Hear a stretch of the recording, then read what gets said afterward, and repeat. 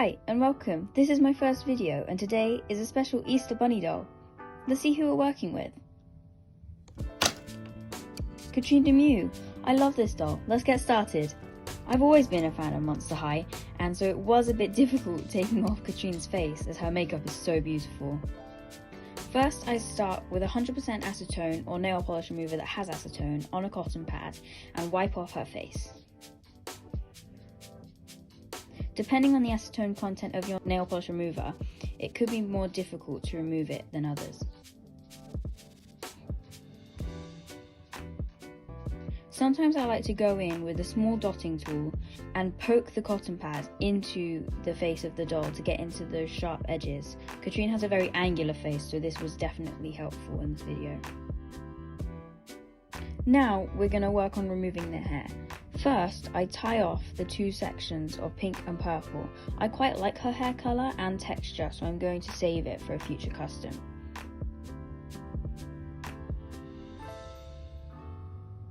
After the hair is all tied up, I go in with my scissors and cut as close to the hairline as I can. Make sure you get really close to the hairline to make the next step a lot easier.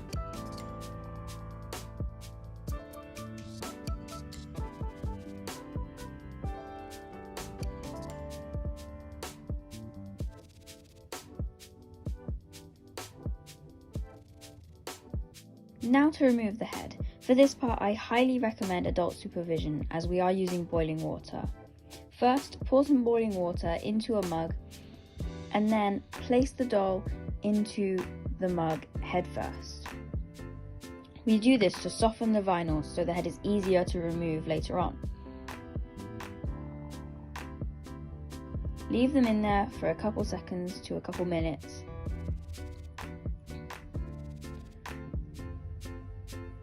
And regularly check to see if the vinyl is squishy yet. Next, get some paper towels or a tea cloth. Wrap the head in the tea towel and pull it off. Be careful that you don't knock over the water, as I nearly did, so do as I say, not as I do. Now we're going to remove the hair plugs. I started by doing this from the inside through the neck hole with some pliers, but later on decided to do one of my favourite methods, which is where you cut through the back of the head to make the plugs more easily accessible.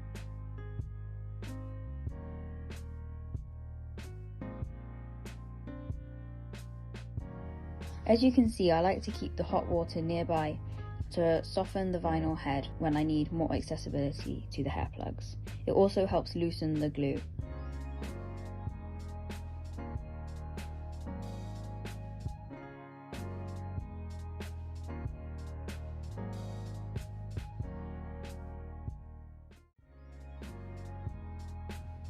As you can see, this doll's hair plugs were quite stubborn and had a lot of glue on them. I've noticed this happens a lot with Monster High dolls, so that's something to bear in mind if you're thinking of customizing them. This is one of the most tedious and annoying parts of doll customizing, and if I could skip this part I would, but unfortunately if we want to give her new hair we have to do this part. As you can see, we're nearing the end and there's a lot of hair in that doll.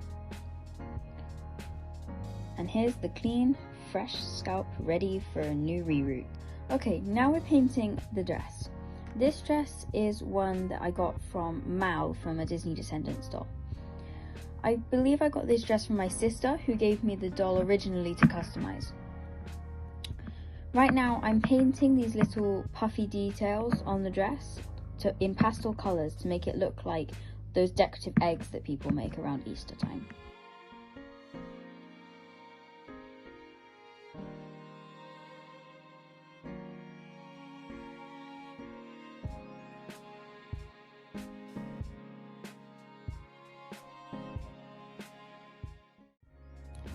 Now I'm adding in more colours to the different patterns, making it look more bright and cute.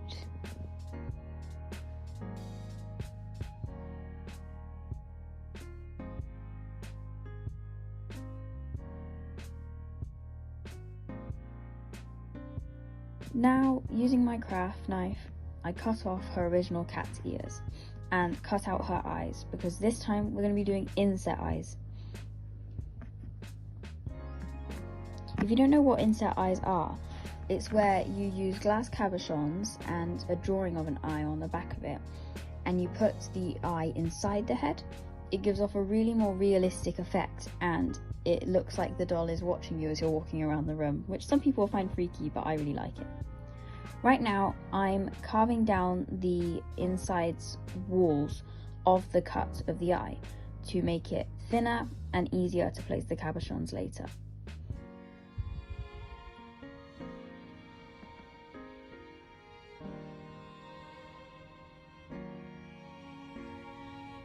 Now I've done that to both eyes, I'm going to get my armature wire, cut it to the length that I want, but instead of cutting it straight away, I fold it in half so I can twist it around to make it stronger. Then I fold it into the shape of the ear that I want,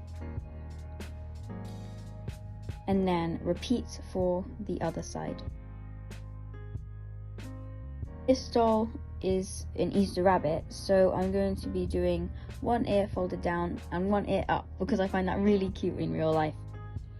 I went through a lot of trial and error doing these epoxy ears because I couldn't quite get the epoxy to sit right over the wire frame because there was nothing in the middle of it. But I eventually figured it out, and I ended up doing 2 passes of epoxy. One, which is the one you're seeing now, which is the base layer, and then I end up going over later to smooth it out a bit more, and then I also sand it. In this clip you might have spotted that the doll already has a face up. Now you'll see how in this clip. I started with acrylic paint, giving her some rainbow freckles, blue and pink lips, and some yellow eyeliner with black overlines. Making the eyes was quite difficult. I couldn't figure out how to keep them looking cute, but also how to keep them not looking creepy. It's a very difficult line, especially when you put the cabochons on. It can distort the image that you've just drawn. I ended up landing on a design that I liked, thankfully, after about 7 or so tries. Now you can see me removing the face up that you just saw me do. Unfortunately, the acrylic did stain the face a little bit. The reason I'm removing it is because during the process of making this video, I got my first bottle of Mr. Super Clear. I really enjoyed using Mr. Super Clear and would definitely recommend it. It's a complete game changer. As you can see, I'm using Mr. Super Clear. Remember to use gloves and a respirator mask to protect yourself because it is a harmful substance. Now, I saw this technique on Instagram where you use actual real life makeup for your dolls instead of pastels, and I really like this look more. I covered her in some shiny pigment to make her face look sparkly, and then gave her one last spray of Mr. Super Clear. Now I'm removing the mask from her hair, and we can see the whole thing put together.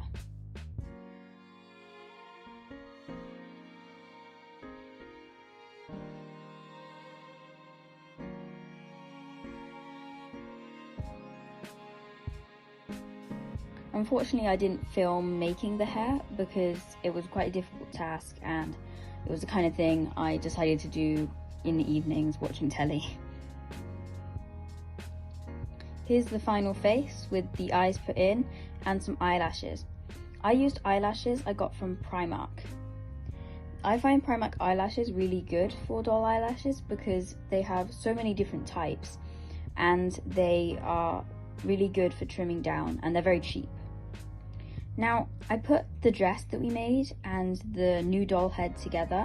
I just didn't think they matched. The doll head looks more adult and glam, whereas the dress looks more cutesy and childish.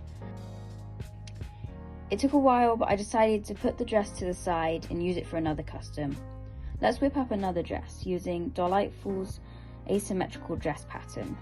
I'm using these colours because I thought they matched the Easter theme, but still were quite dark and nice. I'll be using black for the main top and the colourful fabrics for the ruffle skirt underneath. I made this blue mock-up and I really like it, so I might have to use it on a future custom. It was a very easy pattern to follow, but I did end up having to hand sew all of it because my machine was playing up. Here I am cutting out the pattern pieces. I highly recommend this pattern because it has very clear instructions and the pattern pieces are also very well marked. Here's my sewing machine, a Brother LS2125. It's a really good machine, but quite a heavy machine. So on small sewing projects and miniatures like this, it tends to have a tendency to chew up the fabric because it's used to sewing big dresses.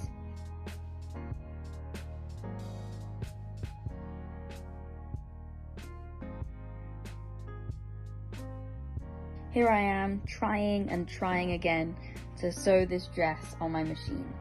I did the blue mock-up on my machine, but I think the textures of the fabric was a bit different this time. So here's the final dress and skirt. I really like them. If I move my hand out the way, you'll be able to see the skirt. I really like how the ruffles turned out, and I think it looks really cute and very much matches the style of the doll. I also painted these two vine cuffs, I think they are, from an Ivy doll from Monster High, bronze to match the doll.